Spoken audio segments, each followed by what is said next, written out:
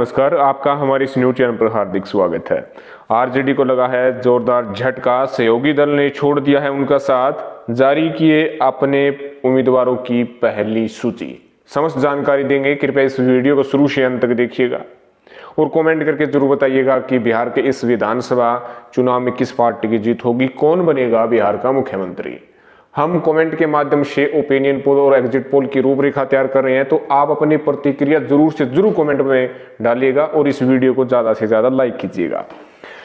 बिहार में अभी भी बड़ी खबर निकलकर सामने आ रही है कि बिहार में सत्तारूढ़ एनडीए के खिलाफ विपक्षी महागठबंधन की एकता बिखरती हुई नजर आ रही है। जीतन राम मांझी और उपेंद्र कुशवाहा जैसे दो सहयोगी गठबंधन पहले से ही साथ छोड़ चुके हैं। अब मिली जानकारी के अनुसार भाकपा माले भारतीय कम्युनिस्ट पार्टी से भी राजद की बातचीत फैल गई है। ऐसे में बिहार की 30 विधानसभा सीटों पर अपने उम्मीदवारों की सूची भाकपा माले ने जारी कर दी है। पार्टी बिहार विधानसभा में अकेले ही चुनाव लड़ेगी। अपनी प्रेस रिलीज में पार्टी ने एनडीए के खिलाफ विपक्ष के एक न होने पर दुख भी जताया है।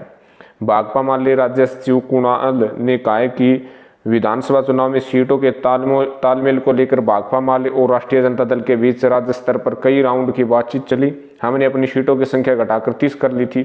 संपूर्ण तालमेल की स्थापित होने के बाद 30 सीटों में से 10 सीटें और कम कर दी गई और 20 सीटों पर हमारी दावेदारी स्वीकार करने का प्रस्ताव रखा था, लेकिन राजद की ओर से हमारे लिए जो सीटें प्रस्तावित की गई उनमें हमारे संगठन, कामकाज, आंदोलन व पहचान के पटना, औरंगाबाद, जहानाबाद, गया, बक्सर, नालंदा आदि जिलों की एक भी सीट शामिल नहीं है।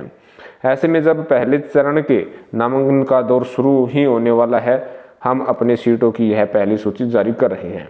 उन्होंने कहा कि लॉकडाउन के दौरान प्रवासी मजदूरों की तबाही, सबको शिक्षा व सम्मानजनक रोजगार देने में सरकार की नाकामी और मोदी सरकार के किसान विरोधी कृषि कानूनों आदि से बिहार की जनता में व्यापक विरोध है।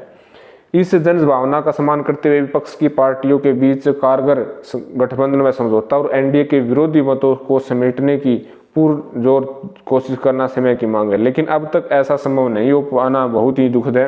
हालांकि पार्टी ने कहा कि अब भी अगर संपूर्ण तालमेल की कोई संभावना बनती है तो हम उस पर विचार करेंगे।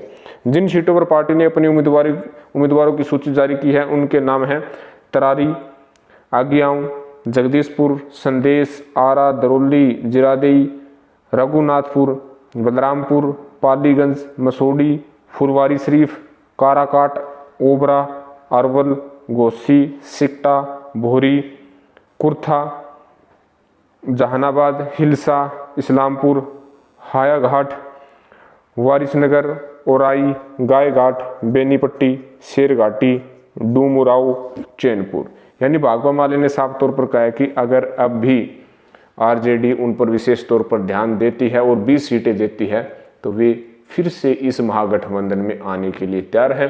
हालांकि भाकपा माले ने अपने इन सीटों पर अपने प्रत्याशियों की घोषणा कर दी है। तो देखते हैं आगे होता है क्या। अब बिहार का चुनाव बहुत ही दिलचस्प मोड़ पर आ चुका है। जनता सभी की ओर विशेष तौर पर ध्यान दे रही है और गठबंधन व अन्य गठबंधनों पर जनता अच्छी नज़रों से देख रही है कि किसको क्या वोट दे, किस प्रकार दे। तो आप अपनी प्रतिक्रिया कमेंट बॉक्स में जरूर डालिएगा। हम एग्जिट पोल और ओपिनियन पोल का निर्माण कर रहे हैं और आपसे ज़्यादा से ज़्यादा कमेंट कराने की गुहार भी कर रहे हैं कि अब की बार किस पार्टी की सरकार बनेगी, कौन बनेगा अब की बार बिहार का मुख्यमंत्री। तो साफ साफ शब्दों में कमेंट कीजिएगा। धन्यवाद, जय हिंद।